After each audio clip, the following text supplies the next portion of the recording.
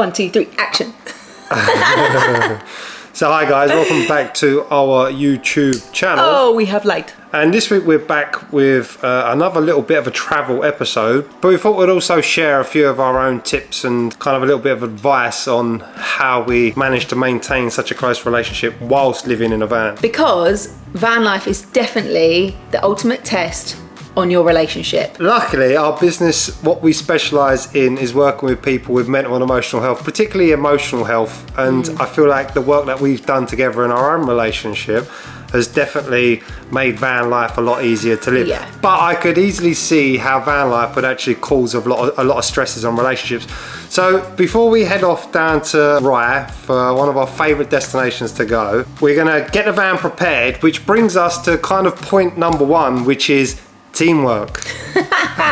Teamwork makes the dream work. Welcome back to our channel. We are Lauren and David, an engaged couple from Kent. Since meeting each other 18 months ago, our lives have been a whirlwind of change and transformation. We have not only transformed ourselves, but our reality has transformed too. Because of our love for travel and adventure, we have decided to take a leap and go full-time van life. So guys, this is our van, which is called Union.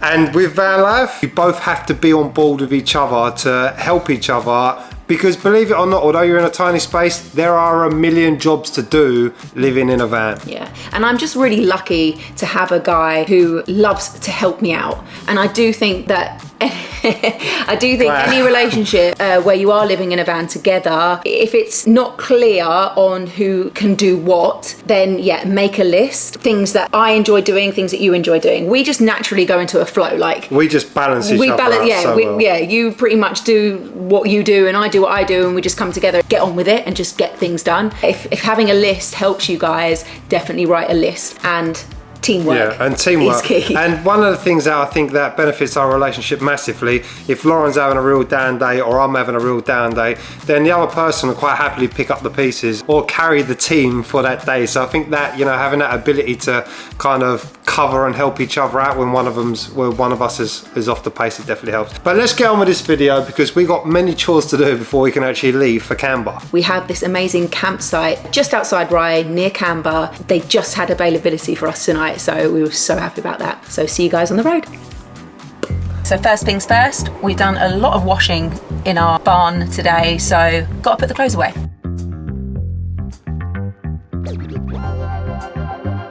So next thing is a bit of a squeeze in there. To have a shower, get ready, fill up a water tank. Do we need gas? No, I don't need gas. Don't need gas. And just have a little bit more of a tidy up before we leave. And we also have to go and get our groceries for the evening because I'm sure we're going to have a little bit of a barbecue. And I'm jumping in the shower while David is cleaning the toilet.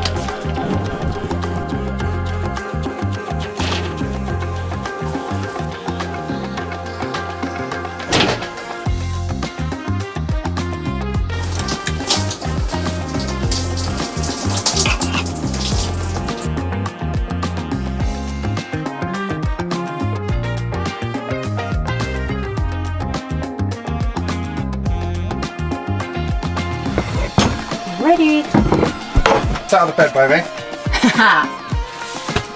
Dingy. I want to go in the sea with you with it. Of course, Yeah. we're gonna start. We've only used it once in Brighton with the kids, so we thought, you know what, got to have a dip tomorrow. And Canberra is our favourite sea. Canberra's our favourite sea. Yeah, and it's going to be a lovely trip, so let's get on the road.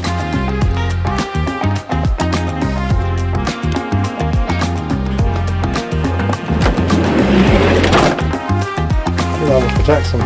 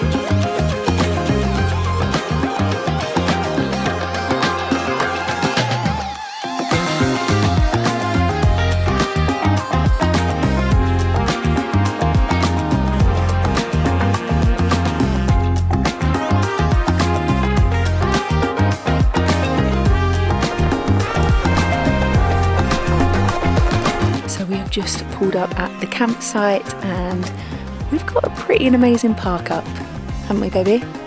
We most certainly have. Gonna show you the views.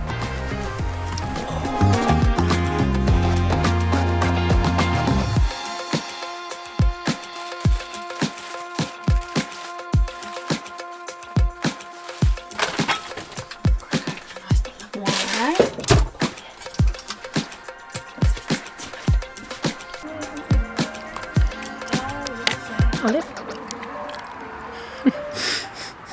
They're the best ones, right? Olives are definitely something that have grown on me the last year and a half. Just listen to a bit of jazz music. But we realised we can't have the jazz music on the video because of copyright. Alexa, pause.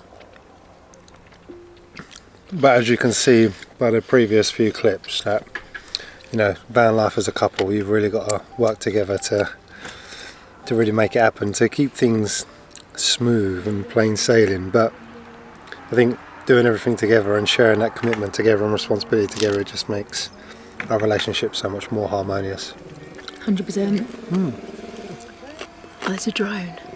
Somebody's got a drone is kind of inspiring us to get a drone. Gino. You've saved the day. We asked for a bottle opener because we've got amazing wine. With no bottle opener, we left it in the barn. So annoying. So annoying. And also, just before we go on to talking about what we were talking about, we found out, so just talking about jazz music, we found out there's a jazz festival in Rye tomorrow. Like, how good's the timing? How good's the timing? So we're going to make sure we go and explore the bars and listen to some jazz and quality time together, doing things that we enjoy and we love music, don't we? We love jazz music. I'm really hoping it comes along with the bottle opener so we can have some wine. Jazz and wine. Jazz and wine. Perfect combination. Chips and dips, another perfect combination. Lauren and David. Chips and dips. Chips and dip. Dip and chip. But yeah. So just to that's kind what of... we're talking about. Sounds like there's a fly. Kind of like a huge fly. We'll wait for that to calm down. So teamwork is 100% key. So we got a bit distracted by the guy that gave us some glasses and opened our wine bottle. As much as we're talking about teamwork and stuff, we completely forgot the preparation side to our trip. No glasses, no wine bottle opener, and I've just discovered no plates. They're all in the barn. The choice of having two homes, eh? Cheers, baby. Cheers, baby. So teamwork. Oh. Obviously, the importance of that is super key. I know previously in other relationships, I found a lot of frustration when I'm doing everything and the other person's not pulling their weight. And you were in the same relationship before, weren't you? Yeah. And I think it all did change for us the moment we committed to the fact that we deserve someone to help us, and we openly said to each other, it needs to be a balanced relationship. That was what I wanted and that was what you wanted. And I find that actually having that conversation helped us in I've never once had to say, oh babe, can you do this, can you do that? He literally just does it. He does the hoovering if it needs done. I come back sometimes and he's tidied everything. It's definitely, that's one thing that when we both got together we said we was committed to each other, and that commitment just extends to every part of your relationship. That's not just what the other person's doing, or it's commitment to honouring how you feel, it's commitment to being honest with each other, it's commitment to being real with each other. It's a real partnership, and it's a commitment to the fact that we want to serve each other, we want to be better partners to each other. We've both been in horrific relationships where it's just been so unbalanced, and so we knew what we wanted when we came into this relationship. And I also do believe that relationships can fix, if you're both committed to fixing the relationship, you can fix it. So having that as a foundation of your relationship is going to make everything feel a lot better, which definitely does bring on our next point of communication. Communication is key. Right, so David is currently putting up the fly nets. These are actually amazing. You get them made to fit, but you only order them on Amazon. Ooh. And they're all magnetic and everything. So it's so good for when you're cooking and you want the door open because you're playing music and you don't want the flies in. Perfect by Amazon are going to wrap off this video. So we're going to talk about communication tomorrow when we wake up, because tonight we're going to enjoy some quality time together, eating our lovely dinner, because that is also a very big must do in keeping your relationships healthy. So we're switching off for the night, enjoying our wine, enjoying our food. And each other. And each other. So we'll see you in the morning.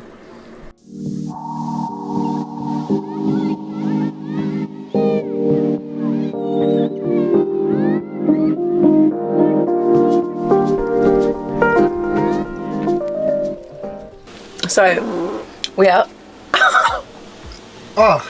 Did you just pop? Currently, still in the van, because this morning when we woke up, it decided to really rain. So we just thought, you know what, let's have a movie day / we were actually watching a really good episode. We just finished it because we just binge watched it. Do a bit of work, and this is how our van is currently looking. This bit's not so bad. So Gino. Then as we come down here, oh my god, we thought we're just gonna talk to you guys from in here. So I've had a really good day in the van with you.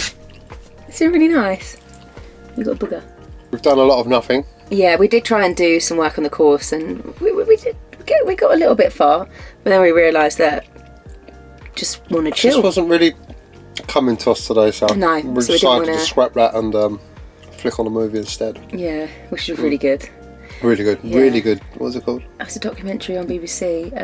You Don't Know Me. You Don't Know Me. Yeah, brilliant actor. Brilliant. So good. Actor. Oh my god. So good. The whole thing was just must recommend. But yeah, we thought before we go out to Rye for the day, afternoon / evening, we thought we'd just finish up about what we were talking about last night, about communication. Or how important communication is when living in a van. Yes. I mean, or just living communication- together in general. Yeah, communication is important regardless whether, you know, in what kind of whatever living format you're in, but especially in a van, because you can't just be arguing with each other because there's nowhere to go. You have an argument, where are you going to go? Just sit the other side of the van. So, Yeah. and I think this is fundamental with our relationship as well. And it's always been fundamental, and that's always like communicating exactly how you feel, or communicating how your partner's feeling, and to try to not kind of get triggered with each other, but to really address how you're feeling, because most of the stuff that comes up is generally a lot of past related stuff that hasn't been healed that comes up in the present. We've definitely had a few of those, like, Yeah. you don't listen to me. You guys will probably relate to this. So from a female perspective, from my experience, I've definitely struggled with, like, yeah, you're not listening to me, you don't care about me, you only think about yourself, You're horrible.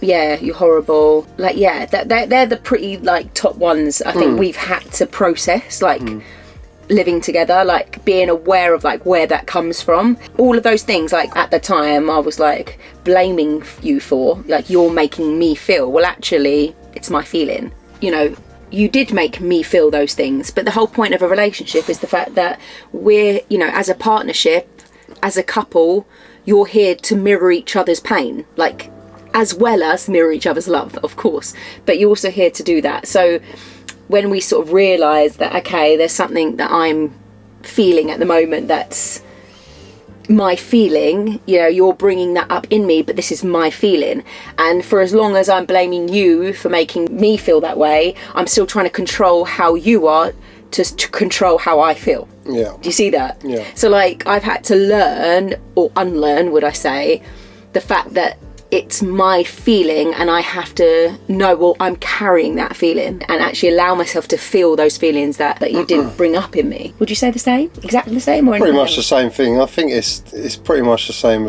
whether you're male or female. The wounding, you know, that we all experience is generally, it's all the same wounds, it's all the same thing, hence why it gets mirrored. You know, beneath all of that, like, I might say to you, well, you don't listen to me, and on a surface level, like, that's just a very surface level. Actually, you don't listen to me underneath really means you don't care about me, or you're not acknowledging me, or, you know, so You the can't accept wounding, me. That was you something that's can't come up. accept me, so the wounding Yeah. actually runs a lot deeper than the very surface level. And this is obviously something we teach our business Yeah. about being emotional health coaches, is that we teach people that beneath the blaming or whatever you might be accusing your partner of is being deep, triggered by. or being triggered by is deeper rooted trauma. That's one of the ways in which your relationship can really blossom, is that when you're being triggered, you're having them open discussions with your partner, and then obviously if the person that you're with, they truly love you, you can communicate that in a healthy way. So that's how you build a better relationship. And it does start from one person making that change. So if you, the viewer right now, is watching this video but like saying like, I can't change my partner, he won't understand, she won't understand, it can start with you, because it's how you respond to something. How you respond to a trigger is everything. And especially where you are in a small compact space, like David said, you can't really go anywhere. I mean, yes, you can go for a walk, you can let things cool down. Absolutely would recommend, if you are in a full-blown row, to get out and go for a walk. But if you can capture the point before you end up in a row, that is the key. That's like where the magic is. It's like capturing yourself reacting, what your reaction is to something that hurt you. And that's definitely something that we've learned, because both of us come from very toxic relationships where we were yelling, screaming, arguing, not all the time, but to just blow up and it will just kick off. And I've had that experience in my past, and you've had that experience in your past, and we both knew that the next relationship we wanted to be in was not going to be like that, and I wanted to make the conscious effort to not get myself in that situation, and vice versa. Or in another relationship that maybe that person isn't committed to trying to be better or to respond better, it starts with your response, and how you change your reality is how you change something within you, and you respond differently this time. And it just takes that one moment, doesn't it, of like... Or it takes a lot of little moments before... Yeah. But just seeing what made you react.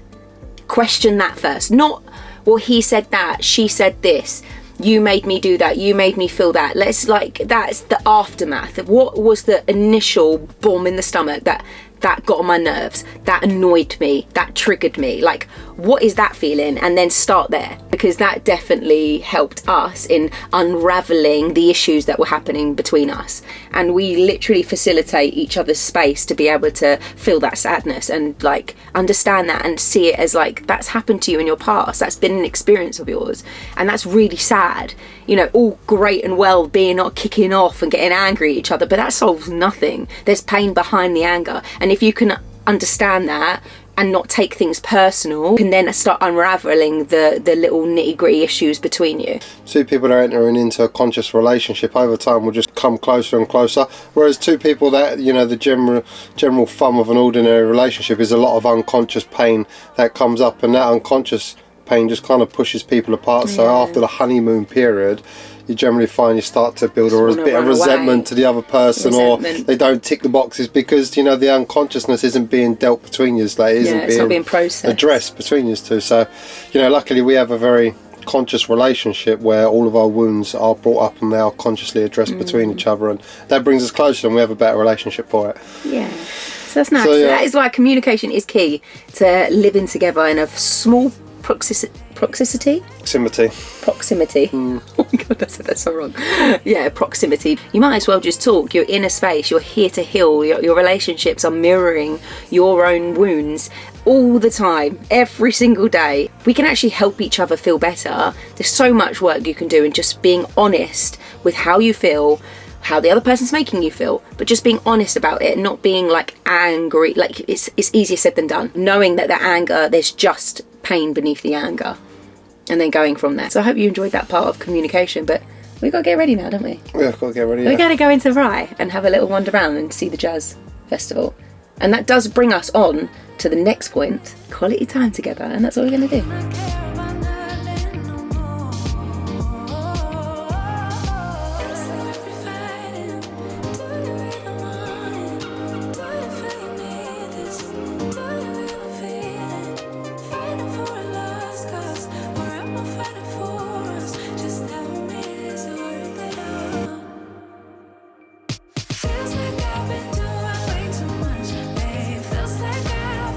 That's so cute.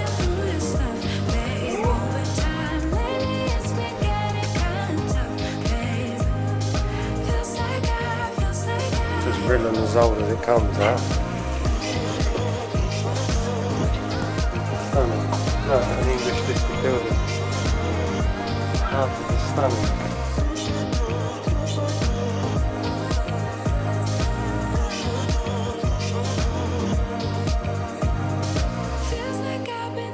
So we're currently walking up Mermaid Street, which is one of the oldest streets and cobblestone streets in Kent. It's gorgeous, it's a stunning place. If you come to Rye, you've definitely got to come and visit it. And there's also a lovely little pub which we're going to stop at called the Mermaid Inn. We're going to go and have a cheeky little drink. We've got a cute little courtyard at the back. A cute little courtyard. But for character and age and just this place ticks all the boxes. So I think the main perk about van life is definitely quality time. It is. It is definitely. And I feel like if you're in a really good relationship, we get so much more quality time together living in our van. We make the moments, it's the little moments that are just like, they're just amazing. Last night, or even just the night before, like a couple of nights ago, when we were working all day, and I just said, like, you were cooking dinner, weren't you, for both of us? And then I was like, I'm going to come and sit with you, like, which is why you cook. We put a bit of jazz music on, and it was just so nice. We opened a little bottle of wine, and we just had that moment. And it's like those moments just... Finished? So yeah, like obviously in a normal house you'd have like a kitchen, and you'd probably be in the kitchen, or I'd be in the kitchen, the other person would be in the living room watching the telly. Like you're in such a small space that whatever you're doing, like even to the point where we're going to the toilet, you're doing it together. We're doing it together. Right.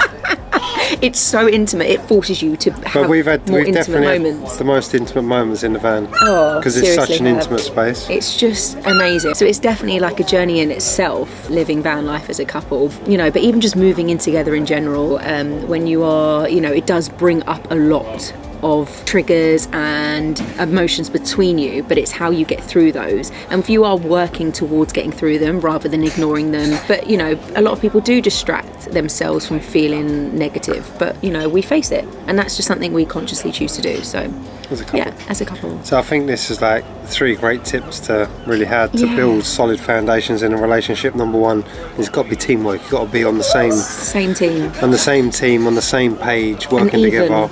Like evenly.